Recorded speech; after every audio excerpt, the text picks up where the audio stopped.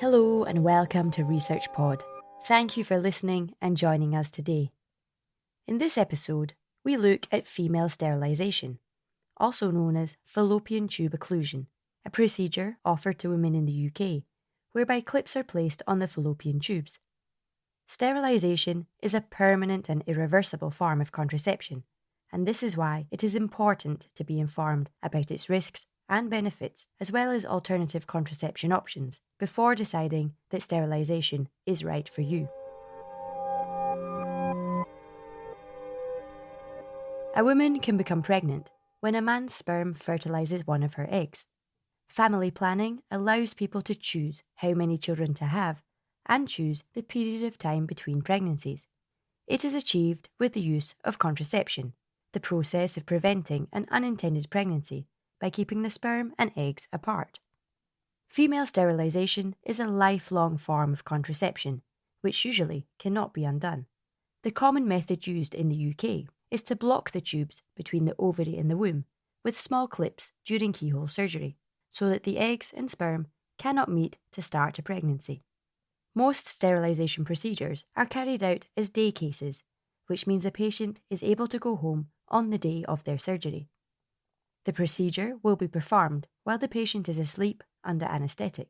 A doctor will first examine the vagina to position the womb. Next, the surgeon makes a small cut just below the tummy button for a telescope known as a laparoscope to pass through so that they can see inside the tummy, including the womb, tubes and ovaries. With the help of a fine instrument through another tiny cut on the tummy, they will then place the clips on the tubes. The surgical procedure takes approximately 20 minutes.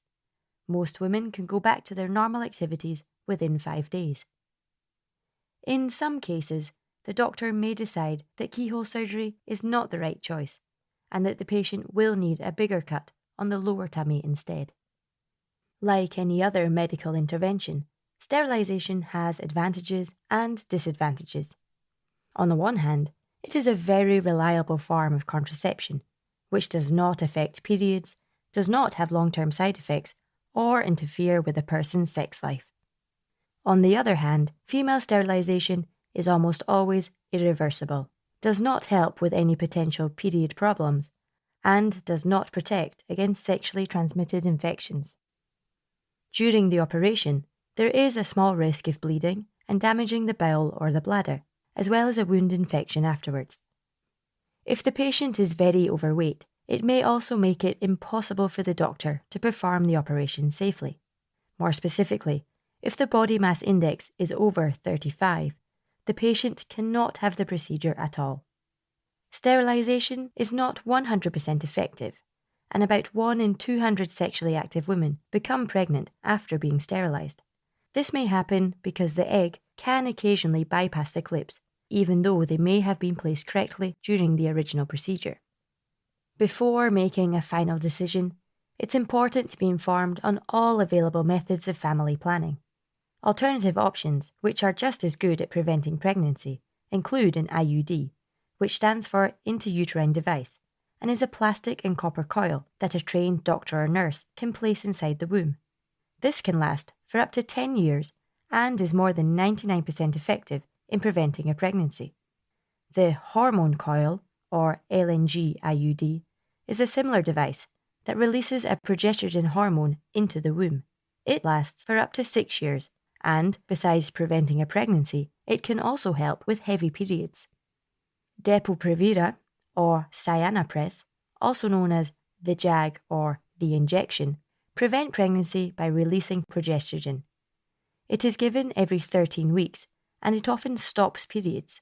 If always given on time, it can be 99% effective in preventing a pregnancy.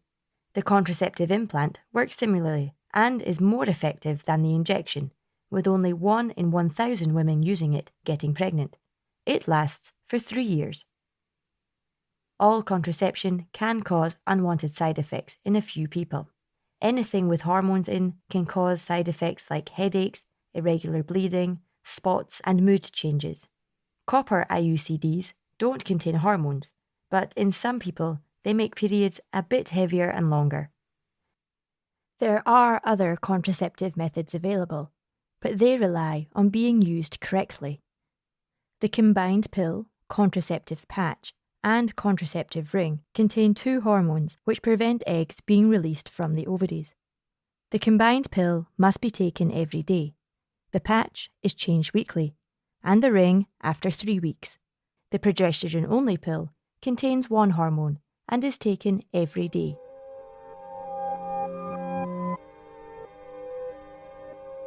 Condoms are a little bit less effective in preventing pregnancy, with an 88% success rate in real life, as they require learning how to use them correctly and rely on remembering to use them every time you have sex. Condoms, both male and female, have a clear advantage against the other methods of birth control. They can protect both the woman and her partner from sexually transmitted infections like chlamydia, gonorrhea, and HIV. However, female condoms have proven to be less efficient in preventing pregnancy than male condoms. Another less effective means of contraception is the diaphragm, a device made of silicone that is inserted inside the vagina just before sexual activity. Diaphragms don't have any side effects, but they are less effective than most of the other methods, and doesn't protect a person from sexually transmitted infections. Couples who don't wish to use any of these methods can consider a vasectomy, a minor procedure to block the tubes that carry sperm from the testicles to the penis. The procedure takes only a few minutes and is usually carried out under local anaesthetic, and has a lower failure rate and fewer complications than female sterilisation. Similar to female sterilisation, it is considered an irreversible procedure. Vasectomy is very effective in preventing pregnancy, with only 1 in 2,000 sterilised men getting a woman pregnant during their life after surgery. Experience shows that women are more likely to regret sterilisation if they have just lost a baby or have just broken up with their partner. They are also more likely to make a wrong decision if they are feeling stressed or feel pressured by someone else to have the procedure. Women under 30 are also more likely to regret having sterilisation compared to older women that have potentially already completed their family. If you are in one of these groups, or if there is still a small chance you might want a baby in the future, do not make a decision in a hurry. Family planning is important, and being sterilised is a big decision. You might want to consider using an alternative method for a few years before making the decision to use a more permanent type of contraception, like sterilisation. Besides being absolutely certain that you have completed your family, or that you don't anticipate wanting any more children, you also need to remember that although female sterilisation is a safe and minimal procedure, all surgical operations have risks, which you should be aware of and weigh up before making your final decision. That's all for this episode.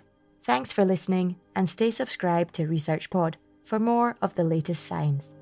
See you again soon.